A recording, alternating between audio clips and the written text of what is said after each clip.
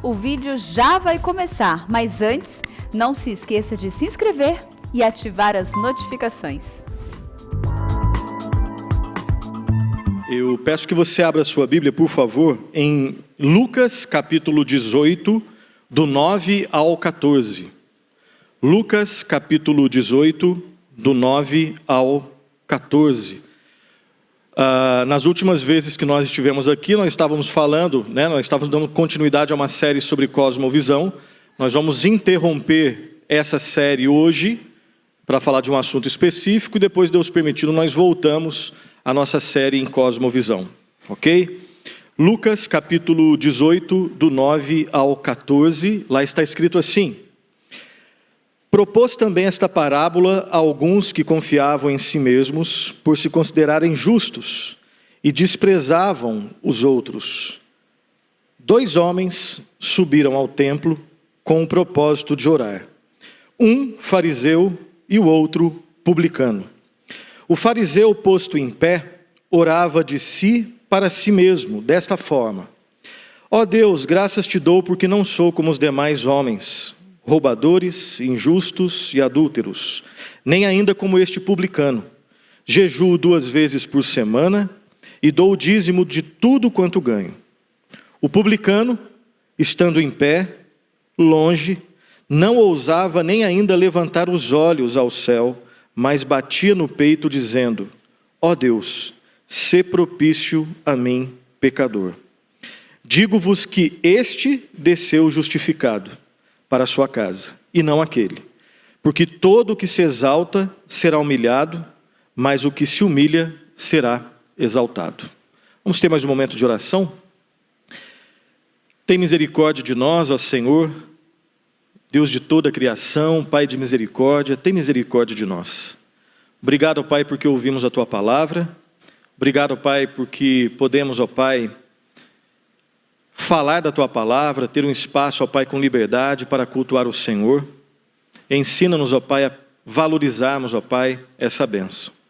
E oramos, ó Pai, por aqueles que têm alguns impedimentos, ó Pai, perseguições em relação a essa atitude. Ora, ó Pai, pelos nossos irmãos que não têm a possibilidade de ter um templo como nós temos, que tem que se reunir, ó Pai, de forma escondida para cultuar o Senhor. Ajuda-nos, ó Pai, a prestigiarmos e a valorizarmos, ó Pai, esse privilégio. E quando não tivermos, que possamos, ó Pai, ter a coragem de continuar te cultuando. Ensina-nos, ó Pai, nessa tarde, mais um pouco, que este ensino, ó Pai, não fique somente em nossas mentes, mas que impacte toda a nossa vida.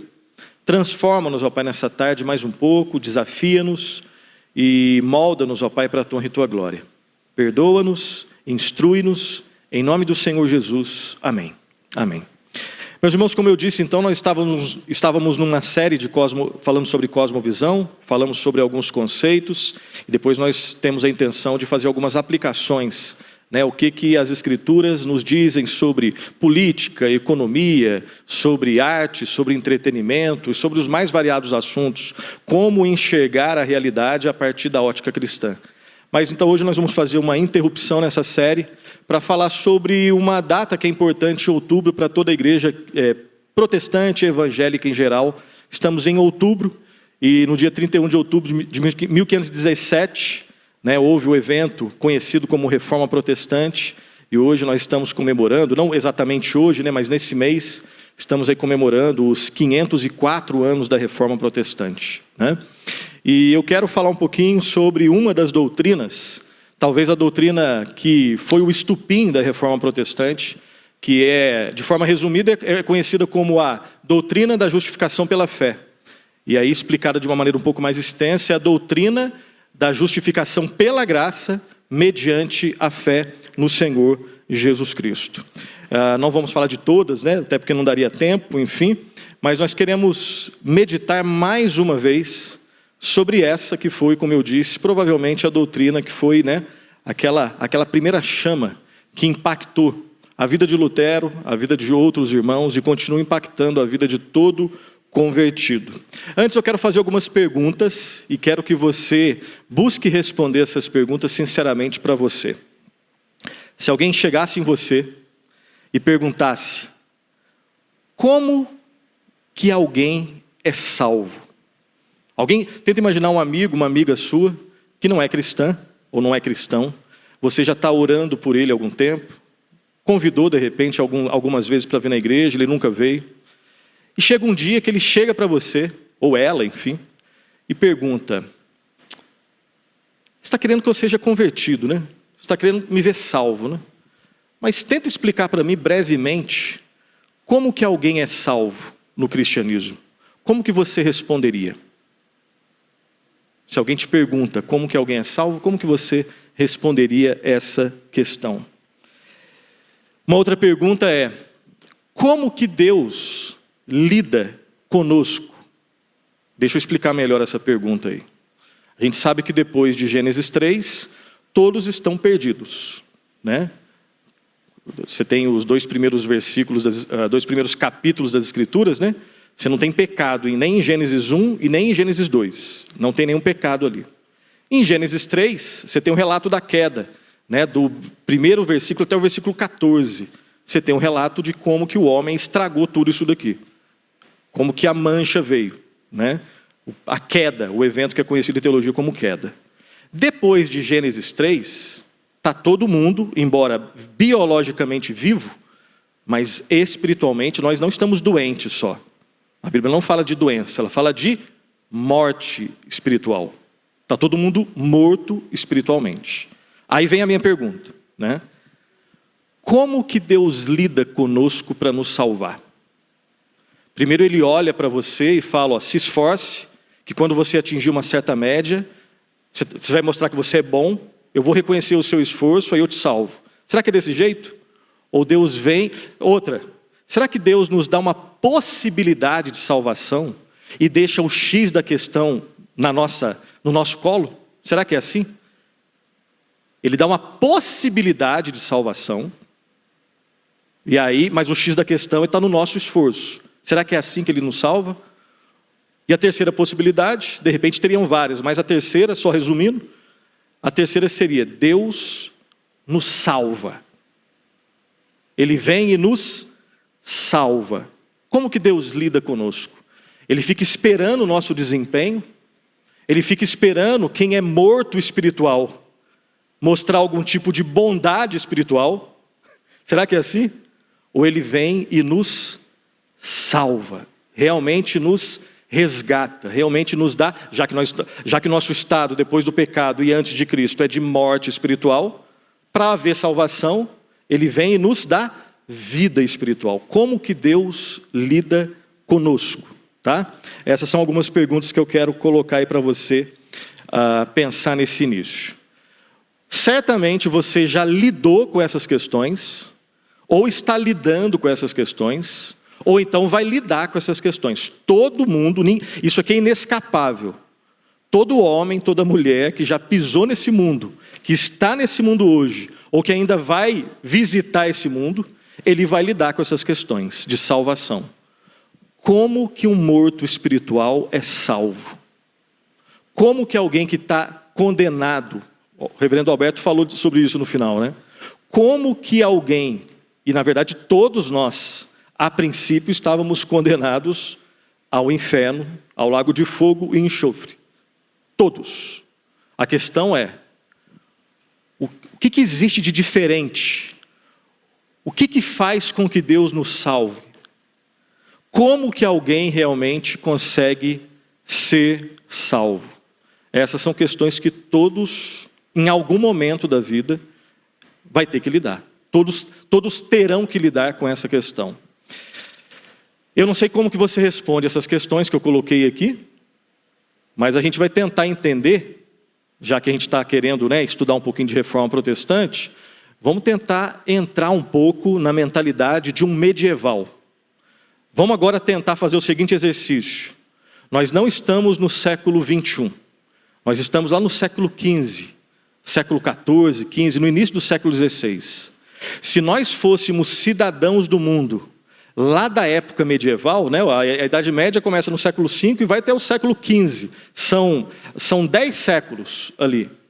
Eu quero pegar um pouquinho da mentalidade medieval, porque Lutero, ele estava inserido dentro de uma mentalidade medieval. E se você perguntasse para o medieval como ele responde essas questões, eu quero lembrar aqui de algumas características do pensamento soteriológico medieval. Ou de uma forma mais simples, como que um homem e uma mulher, um cristão da época medieval responderia essas questões de como alguém é salvo. Então, lembrando de algumas características aqui. A igreja majoritária daquela época, a igreja católica apostólica romana, ela entendia a salvação e ainda entende a salvação da seguinte forma. E aqui eu não estou fazendo nenhuma crítica, tá? Eu só estou tentando ser honesto com o pensamento romano daquela época e que não mudou até o dia de hoje, ok? Se você perguntar educadamente para um católico bem informado, se ele for um católico bem informado, ele vai responder, entre outras coisas, com essas características. Então vamos lá. Os homens são salvos no pensamento católico romano pela graça de Deus, pela fé em Cristo. E se aqui nós colocássemos um ponto final, estava todo mundo junto. Mas não é só isso. Para um católico bem informado, o homem é salvo pela graça de Deus, pela fé em Cristo, mas as boas obras humanas têm um papel fundamental nesse processo. Só a graça não basta. Só a fé em Cristo não basta. Tem que ter graça, fé, mais as boas obras. De forma que se não existir as boas obras humanas, não existe salvação. Mais algumas características. A justificação no pensamento romano, daquela época e até hoje, ela não é um ato declaratório do juiz que diz, está justificado, como foi na nossa parábola. Lembra da nossa parábola que nós vamos voltar lá no final, tá? 2 homens, é uma parábola, 2 homens estão no templo, 2 orações são feitas.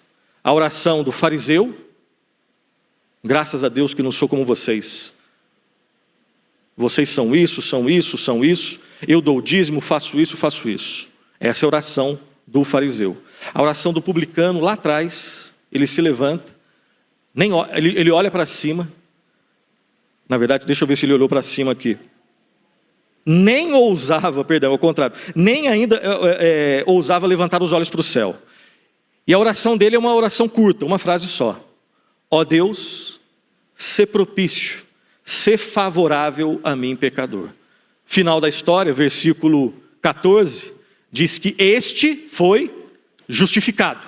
Não houve um processo, houve um ato. O justo juiz olha para essa oração e diz, está justificado. O outro não, porque quem se exalta será humilhado e quem se humilha será exaltado. Fechando esse parênteses, voltando para as características do pensamento medieval sobre a salvação. Aqui nessa parábola, justificação é um ato, não é um processo. No entendimento protestante, a justificação é uma doutrina que ensina sobre como um pecador injusto se torna justo. E é um ato. No pensamento católico daquela época até hoje, justificação não é um ato, é um processo que dura a vida toda, que se mistura junto com a santificação, de forma que você num dia bom, o que seria um dia bom?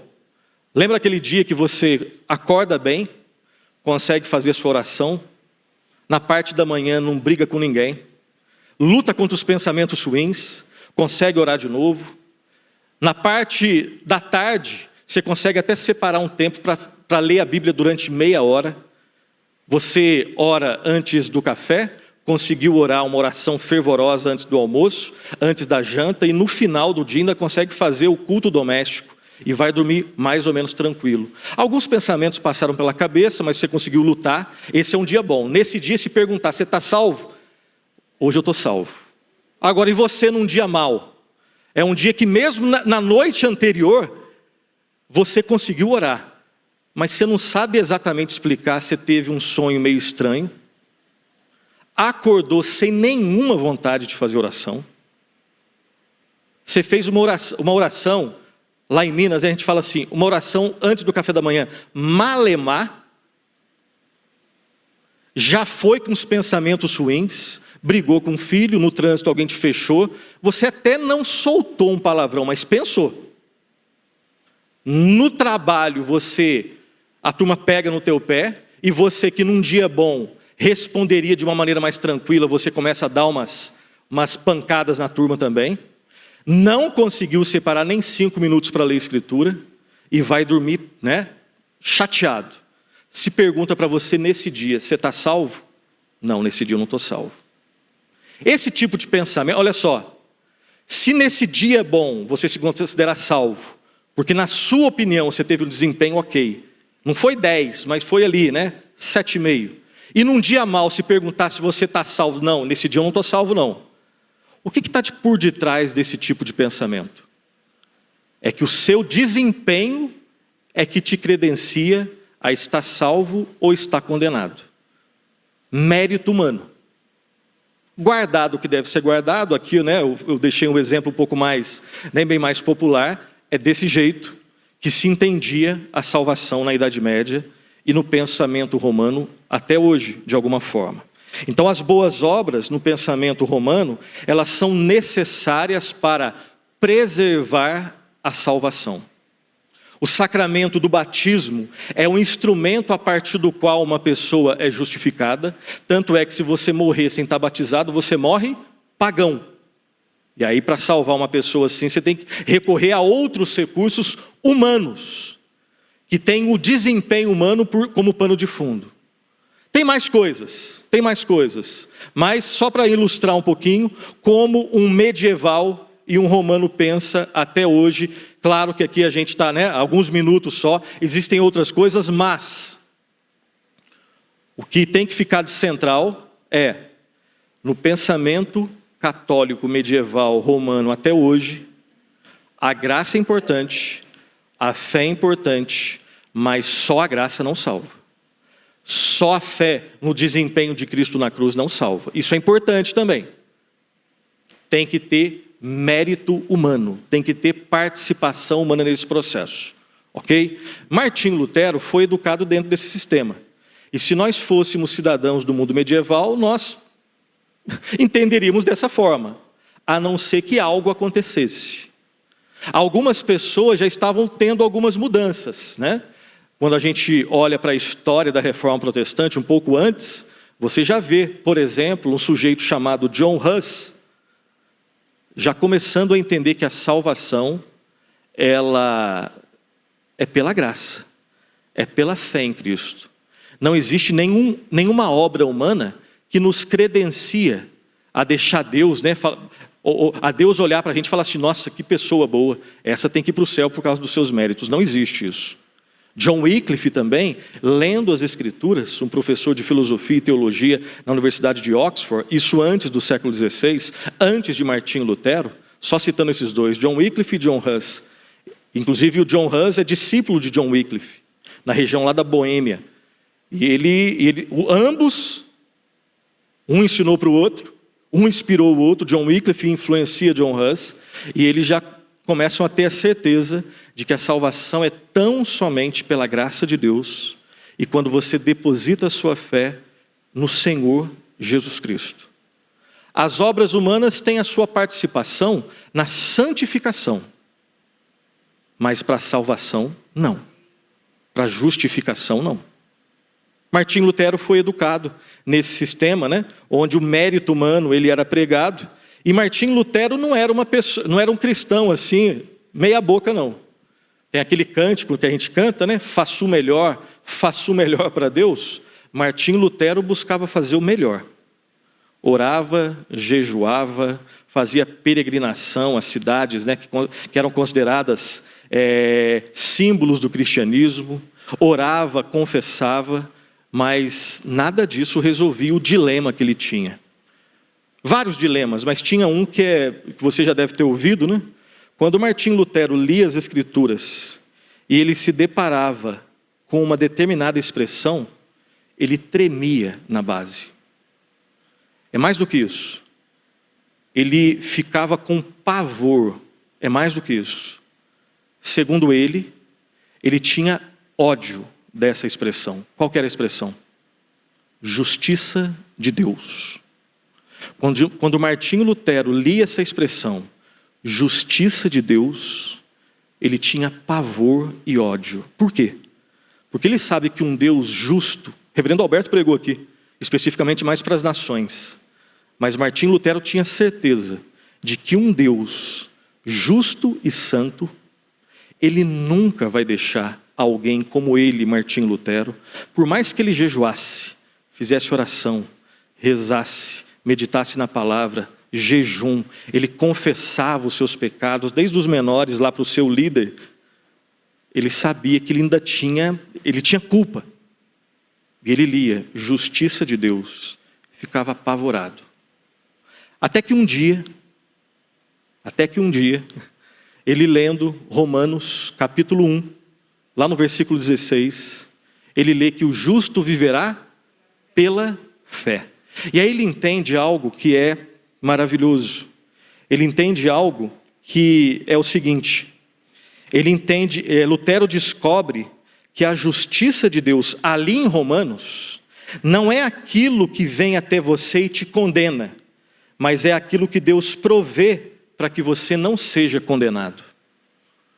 Quando o pastor Alberto estava pregando aqui da justiça de Deus, julgando as nações, ali realmente é a manifestação da justiça de Deus que não pode empurrar pecado para baixo do tapete. Ali em Romanos, a justiça de Deus, quando Paulo escreve, inspirado pelo Espírito Santo, o justo viverá pela fé. Esse justo, essa justiça, repito, não é aquilo que vem até você para te condenar, mas é aquilo que Deus provê para que você não seja condenado. Aí as escamas caem e ele entende que não é o mérito dele, mas é a confiança dele nos méritos de outra pessoa, do Senhor Jesus Cristo. Ele é transformado, ele começa a escrever e pregar a partir dessa fé, ele é perseguido, ele não se retrata, ele foge para escrever alguns dos seus livros, para traduzir também parte da Bíblia para o alemão. A fé protestante ela começa a se espalhar pela Europa, Alemanha, em várias regiões, Suíça, a França, aí vem João Calvino, vem Eurico Zwinglio, vem John Knox. A fé protestante ela vai para a Inglaterra, e tem um momento ali, né? Ali é com o rei Henrique VIII, que funda a igreja anglicana, e que não tolera mais um grupo que queria purificar o culto. E por eles quererem purificar o culto, eles são apelidados pejorativamente de puritanos. Eles são perseguidos. E aí dentro dessa perseguição, ali na Inglaterra, alguns entendem que não dá para ficar ali. Eles fogem lá para as chamadas 13 colônias, que nós vamos conhecer futuramente como Estados Unidos da América. E os Estados Unidos da América são fundados principalmente por esses grupos puritanos de várias denominações, congregacionais, presbiterianos, enfim. E lá no século XIX, fazendo um salto, né, do século XVII lá para o século XIX, um sujeito chamado Ashbel Green Simonton, numa aula de teologia sistemática, né, ele se sente chamado e começa a ter a certeza de que ele deve levar essa fé da salvação pela graça de Deus, mediante a fé em Cristo Jesus. A princípio ele pensa num outro país, Equador, salvo engano, mas depois ele tem a confirmação que ele deve vir para o Brasil. E aí a igreja presbiteriana, o trabalho presbiteriano é fundado aqui no Brasil, e hoje nós estamos aqui na igreja presbiteriana de Pinheiros, como resultado, né, bem lá na frente, desse tipo de trabalho.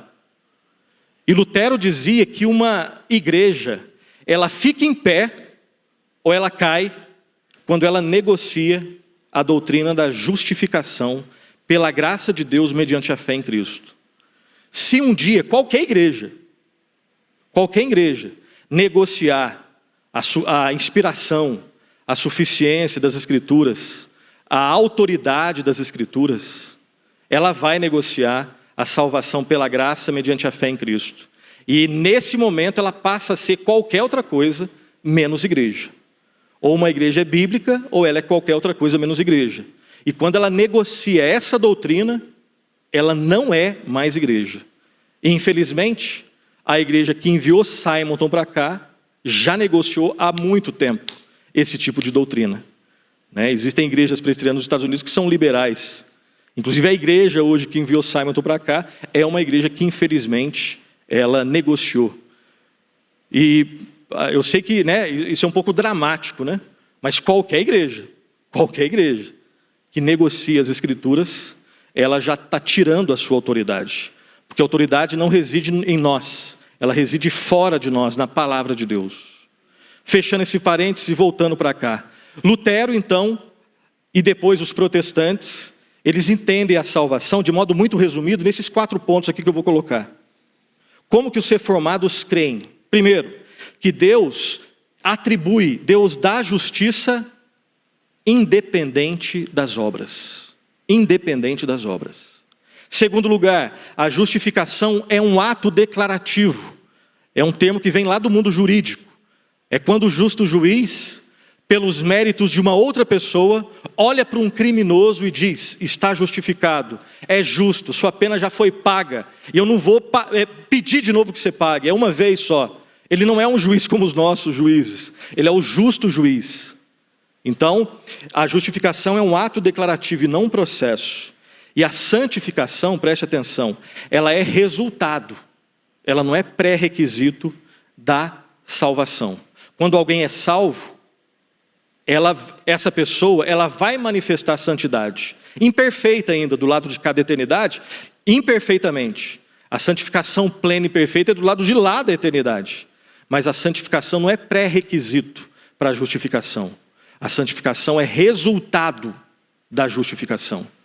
E também lá na Idade Média se acreditava que quando você não consegue resolver os seus dramas do pecado aqui, ainda tem uma outra chance, num lugar chamado purgatório. E os protestantes descobrem que o purgatório, obviamente, não tem absolutamente nenhuma base nas Escrituras. E a justificação, ela é mediante a fé, não fé mais as obras. Repito, a justificação, ela é resultado da graça de Deus que opera a fé em nossas vidas. Não é fé mais as obras. De modo resumido é isso. Existem pessoas hoje que acham que a doutrina da justificação pela graça, mediante a fé, é uma doutrina paulina. E que Cristo nunca a ensinou. Quando você vê alguém dando muita ênfase e fazendo separação, colocando Paulo contra Pedro, Lucas contra Mateus, Paulo contra Jesus, essa pessoa infelizmente já foi contaminada por uma teologia que não é bíblica.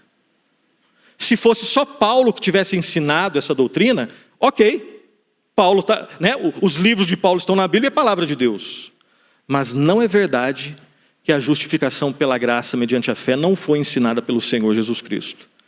Usa-se outros termos para falar sobre a mesma coisa. E um dos textos é o que nós lemos, a nossa parábola.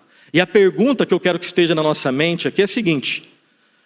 De novo, entram 2 homens no templo, um fariseu e um publicano, correto?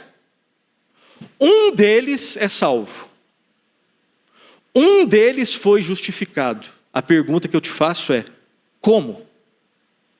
Lembre-se do seguinte, só entra no céu quem não tem pecado, ou quem tem os seus problemas do pecado resolvido. Só entra no céu quem tem perfeição.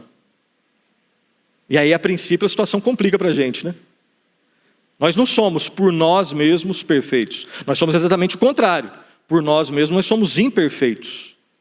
Aqueles 2 homens eram imperfeitos, pecadores. A oração do fariseu, uma oração legalista, farisaica, né? Baseada nos seus méritos, ele não é aceito. Só que não acha que o publicano era perfeito. Tanto é, olha a oração dele. Vamos lembrar? Ó Deus, sê propício a mim, pecador. Ele assume que ele é pecador. E no céu, só dá para entrar com perfeição. Como, essa é a pergunta, como aquele publicano foi justificado? E aí eu quero só responder de modo bem rápido para vocês, tá? Relembrando, né, eu sei que você sabe, mas relembrando aqui como que aquele publicano, ele foi justificado e ele foi salvo. Antes, só uma outra consideração aqui que é a seguinte, eu quero lembrar de 2 textos bem rápidos aqui. Primeiro eu quero lembrar que o Senhor Jesus Cristo, ele critica o comportamento do fariseu. Concorda comigo?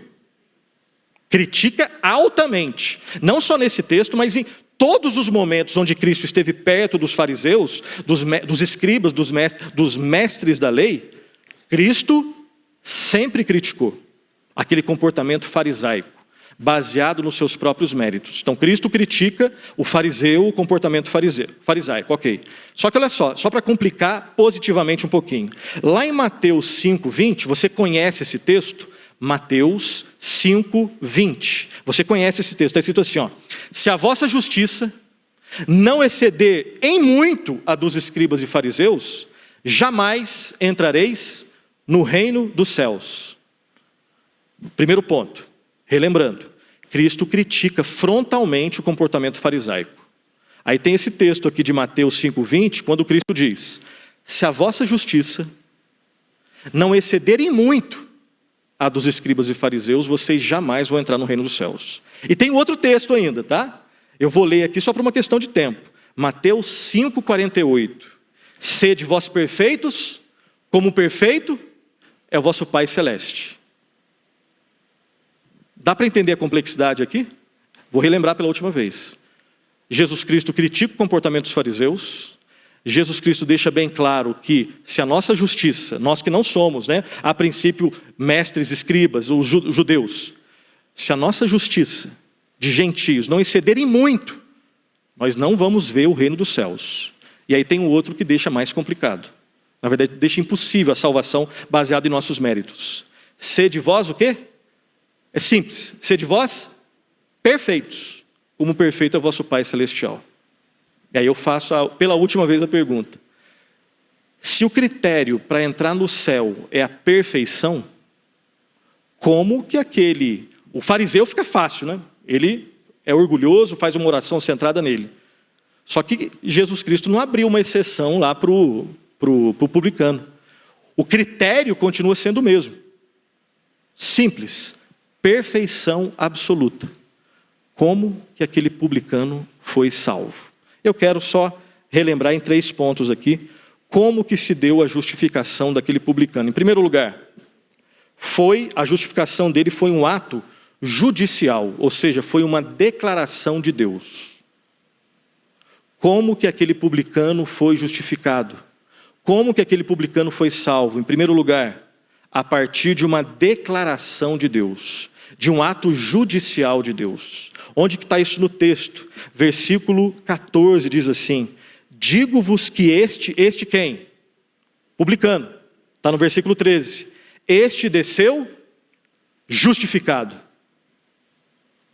O fato de que aquele publicano se via como pecador, e perceba, quando você tem a consciência de que você é pecador, indigno, de que você não merece o céu, na verdade você merece ser condenado, e você clama como esse publicano clamou: ó Deus, ser favorável, ser propício a mim pecador, isso não deve te deixar longe de Deus. Na verdade, essa verdade é que te credencia a ser um cristão. Quando você sabe que você não tem mérito nenhum e precisa desesperadamente dos méritos de Deus na sua vida. Isso te credencia. Se vê como um pecador, não deve fazer com que você fique longe da igreja. Na verdade, a igreja é lugar de pessoas que têm consciência dos seus pecados. Então, como que aquele publicano foi salvo? Foi salvo primeiramente por um ato declaratório de Deus. Deus o declarou justo. Só que ainda a gente não responde tudo.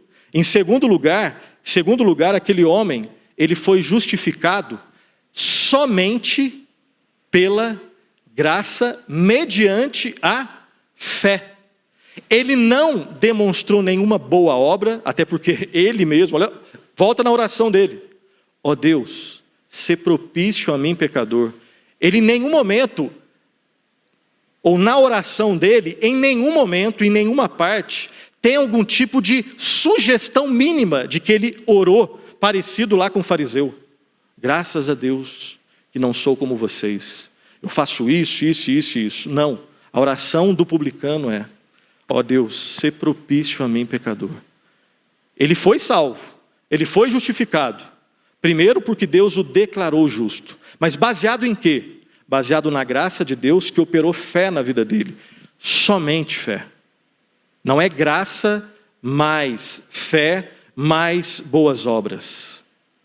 Nem Deus viu isso, porque não tinha como ver, ele não tinha boas obras, e inclusive o publicano sabia que ele não tinha nenhuma possibilidade de proporcionar algum tipo de boa obra.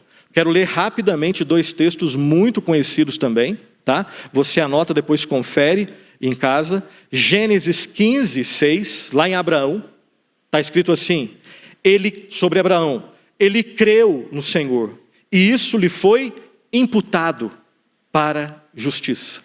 Abraão foi salvo por causa de uma sinergia entre graça, fé e boas obras? Nunca foi, e ninguém jamais foi. Abraão creu na promessa, que aponta para Cristo, e isso, o fato de que ele creu na promessa, lhe foi imputado, creditado como justiça. E um outro texto, Romanos 5:1, justificados, pois, mediante a fé, temos o quê? Paz. Paz com Deus por meio de quem? Quem que é o mediador? Por meio do Senhor Jesus Cristo. A salvação nunca se deu, não se dá e nunca se dará por uma mistura entre graça divina, fé humana e obra humana. Nunca.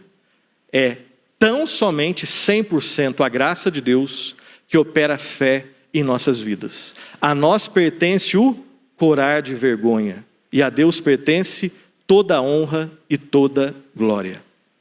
Duas respostas já. Na verdade, uma resposta, né, com 3 partes. Por enquanto só dei 2. Aquele homem foi salvo por um ato declaratório do justo juiz, quem tem autoridade para absolver. Foi justificado. Foi justificado pela fé somente. Ou se você quiser completar, pela graça mediante a fé. Em terceiro lugar e último lugar, fé no quê? Fé em quem? Em Jesus Cristo. Mas perceba o que aconteceu. Aquele homem, ele foi justificado por uma justiça. Aqui tem um termo estranho, tá? E a gente explica.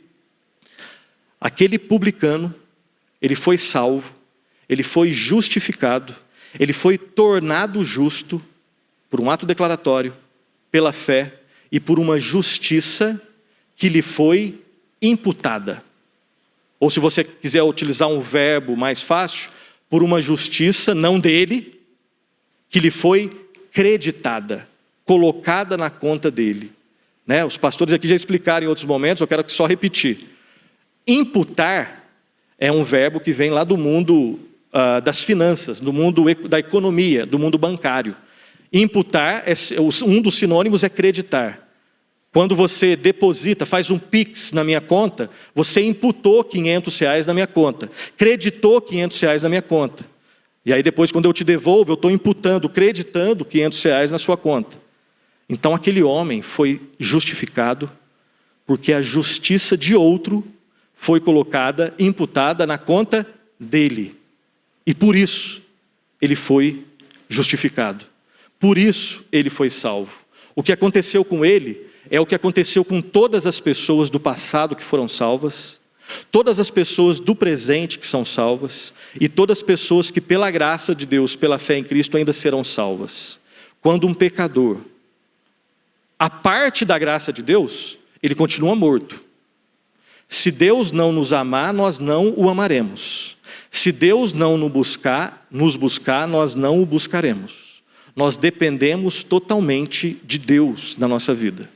Agora, quando, por um motivo que está nele, não em nós, o ser humano não é bom naturalmente, nós somos maus naturalmente, e mesmo sendo cristãos, mesmo tendo Jesus como Senhor e Salvador, mesmo tendo a vida nas mãos do Pai, mesmo tendo o Espírito Santo morando em nosso coração, graças a Deus não somos mais escravos do pecado, mas ainda, todo mundo sabe disso, né? Que a gente ainda peca todo dia, né? Todo mundo sabe disso, né? Infelizmente, mesmo sendo cristãos. Agora imagina sem nenhum tipo de favor de Deus, deixados à nossa própria sorte. Aí é loucura. Então, voltando, quando o Espírito Santo toca na vida de alguém, essa pessoa agora é habilitada a se arrepender e a crer. Ela agora, antes, Quanto mais longe de Deus, mais a gente acha que a gente é bom. Quanto mais perto de Deus, a gente vê o quão feios nós somos. Quanto mais longe desse livro aqui, eu fico ouvindo outros evangelhos que afagam o meu coração e dizem que eu sou bom. Agora, quando eu estou perto desse espelho, ele deixa bem claro que eu não sou bom. Na verdade, eu sou mau. É só ver o resumo que Cristo fez lá dos 10 mandamentos. Amarás, pois, o Senhor teu Deus de todo o teu coração, toda a tua alma, todo o teu entendimento, toda a tua força. Segundo lugar, amarás o teu próximo como a ti mesmo. Quem um dia conseguiu fazer isso, cristão, no nível da perfeição? Quem? No nível da perfeição. Todo o coração, toda a alma, todo o entendimento, toda a força. E o próximo como a você mesmo. Mesmo sendo cristãos, nós falhamos. O que dirá sem a ajuda de Deus?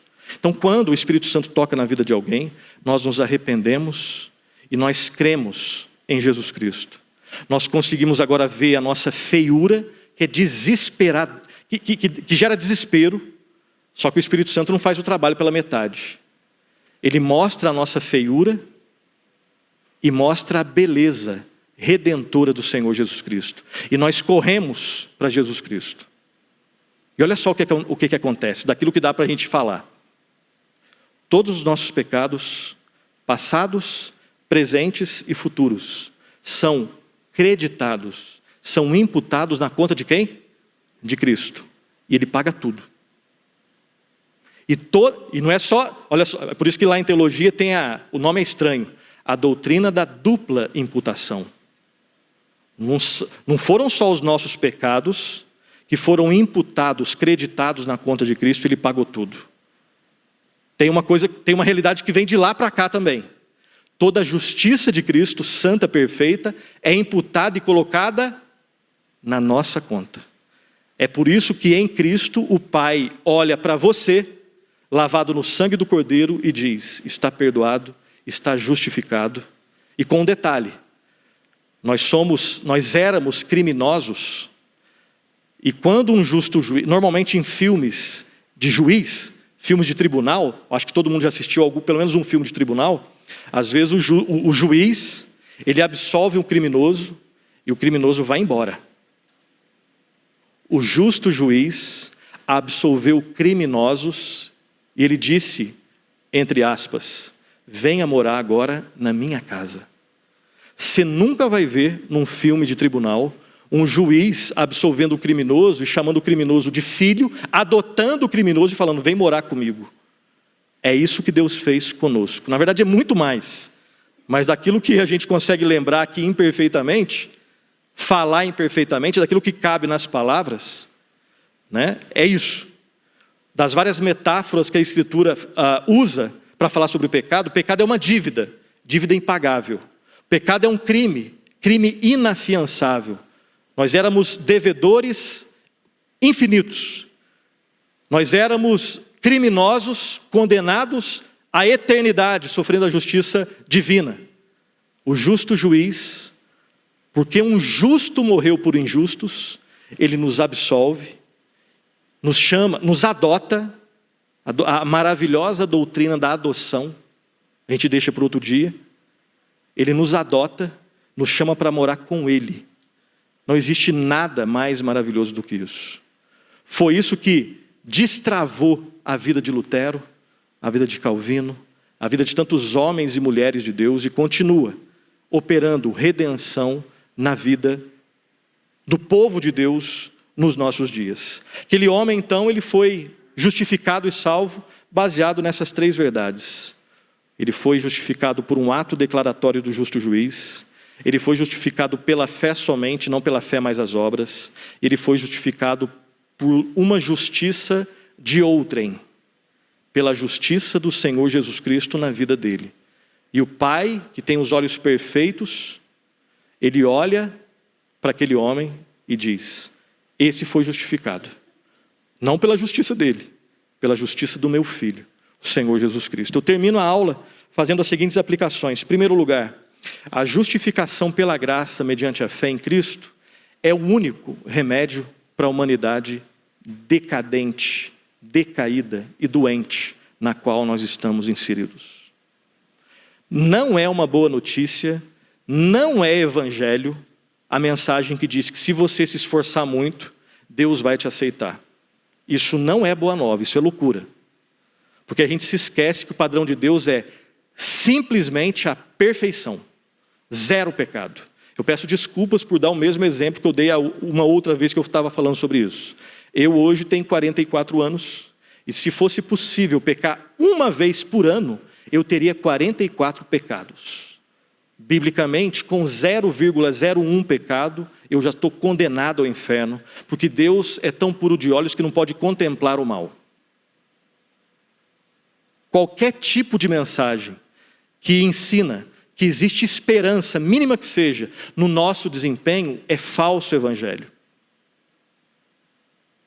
O único remédio para a humanidade decadente na qual nós estamos inseridos é a graça de Deus que opera a fé no único que é Salvador, no único desempenho que proporciona salvação, que é o desempenho de Cristo na cruz do Calvário. E eu queria falar mais, mas meu tempo já esgotou, quero terminar da seguinte forma. Nós temos uma tendência, mesmo sendo cristãos, ao legalismo. Nós lutamos contra o legalismo, mesmo sendo cristãos. Dá um exemplo, vamos lá. Às vezes, partindo do princípio que as manhãs de domingo são ganhas ou perdidas nas noites de sábado, já ouviu falar disso? Normalmente, as manhãs de domingo são ganhas ou são perdidas nas noites de sábado. Principalmente quando nós somos mais jovens, né? Mas os mais adultos não estão longe disso. Então imagina que você brigou com a sua esposa ou com seu marido numa noite de sábado. Vocês vão dormir assim sem pedir desculpa, acordam com aquela dor na consciência, e aí pode ser, não estou falando que sempre acontece, mas pode ser que venha uma tendência legalista em você que fala assim, olha, aí o marido, meio emburrado, fala, bem, vamos para a igreja. Eu falo, não vou. Eu me sinto muito indigna para ir na igreja. Aí o marido já fica também nervoso, fala, tá bom, então não vou também. Você não vai, eu também não vou. Aí os dois ficam lá rancorosos, aí não vão. E se você perguntar, por que vocês não estão indo na igreja hoje? Não, nós brigamos e nós nos sentimos indignos de ir na igreja. Tá, qual vai ser a solução? A solução vai ser a seguinte, hoje a gente não vai, porque a gente se sente muito indigno, muito sujo, mas na próxima semana a gente vai fazer o seguinte, a gente chora todo dia, tenta estudar pelo menos meia hora das escrituras todos os dias. Quando chegar no próximo sábado, se você conseguir isso, segunda, terça, quarta, quinta e sexta, orando todo dia, pedindo desculpa e lendo as escrituras, você vai se sentir mais limpo. Aí você pergunta, e amanhã vocês vão na igreja? Bom, amanhã dá, porque agora a gente se sente mais digno. Onde está a tendência legalista nisso? O que faz com que você se sinta digno ou indigno de estar na igreja é o quê? O seu desempenho. No primeiro, o seu desempenho negativo, não vou na igreja. O segundo, na sua opinião, o seu desempenho positivo, hoje eu vou na igreja. Dá para perceber? É sempre loucura. Emburrado, brigando, não deu uma coisa certa, fez uma coisa errada, caiu algum pecado. É claro que isso é sujeira, é errado, está errado. Todos nós somos propensos, podemos cometer esse tipo de coisa, e nós cometemos, infelizmente. Mas o que nos torna dignos de estar aqui, por nós mesmos, nada. Nada. Absolutamente nada. Agora, o que nos credencia a estar aqui é a graça de Deus no Senhor Jesus Cristo. Venha querendo, venha não querendo, venha com bom humor, venha com mau humor, resolva o seu mau humor, enfim, mas venha. Não creia que o teu desempenho te credencia a agradar a Deus. Nunca foi assim, não é e nunca vai ser. E a doutrina, termino aqui, a doutrina da salvação pela graça, mediante a fé em Cristo, ela é um soco na boca do estômago do nosso legalismo. E ao mesmo tempo, ela é o bálsamo, que tira o peso. Lembra do livro Peregrino? Caminhando com um peso nas costas, até que ele encontra a graça de Deus em Cristo, e ele deposita todo o peso do pecado aos pés da cruz. E essa doutrina, ela nunca provocou, nunca produziu, não produz e nunca vai produzir cristãos frouxos, porque nós somos acusados disso. Vocês são aqueles que acreditam no 100% da graça, somente em Cristo? Isso vai produzir cristãos, então, que não querem saber de nada de compromisso, não. Só se não entender o que está em jogo. A salvação é pela graça para nós, mas para o Pai, ela custou a vida do seu filho. Eu nunca daria a Valentina, minha filhinha, para morrer por nenhum de vocês. Nenhum de vocês. Só que a Valentina também, ela é uma pecadora. Né? É uma pecadora. Não foi isso que Deus fez, o Pai fez com o Filho. Ele entregou um Filho justo para morrer por pecadores injustos como nós. Nós somos salvos pela maravilhosa graça de Deus, que opera em nós o descansar total no desempenho perfeito do Senhor Jesus Cristo, lá na cruz do Calvário. Que nós possamos lembrar uns aos outros dessa maravilha. Que quando as minhas tendências legalistas começarem a surgir, que vocês me ajudem a não olhar para mim, mas olhar para Cristo. E que assim seja com todos nós. A Reforma Protestante produziu outras doutrinas, todas elas pela graça de Deus, baseadas na palavra de Deus, mas o movimento começou com essa doutrina. A graça de Deus que provoca a nossa vida, o descansar da nossa vida aos pés da cruz do Senhor Jesus Cristo. Que Deus fortaleça a nossa fé, que nós possamos viver hoje, essa semana e por toda a nossa vida, descansando no Senhor Jesus Cristo. Oremos. Pai Celestial, agradecemos a Ti, ó Pai, pela perfeição da Tua palavra. Graças Te damos, ó Pai, pela Tua misericórdia, a Tua graça em Jesus Cristo. Pedimos, ó Pai, perdão pelos nossos pecados. Tem misericórdia de nós. Livra-nos de confiarmos em nós mesmos. Livra-nos, ó Pai, de todo o mal. E ensina-nos a crer, confiar, descansar na perfeita obra do Senhor, ó Pai, que enviou o Senhor Jesus Cristo para vir até esse mundo, tornar-se carne, ir até a cruz, morrer em nosso lugar, pagar todo o preço dos nossos pecados, colocar, ó Pai, a sua justiça em nossas vidas, e assim sermos aceitos por Ti, ó Pai. Ele ressuscitou, a morte não pôde contê-lo. Ele foi assunto aos céus e virá pela segunda vez. Transforma, Pai, a vida de cada um de nós. Molda, Pai, o coração de cada um de nós, para a Tua honra e Tua glória. No nome de Jesus é que nós oramos e agradecemos. Amém. Que Deus os abençoe, bom domingo, uma boa semana.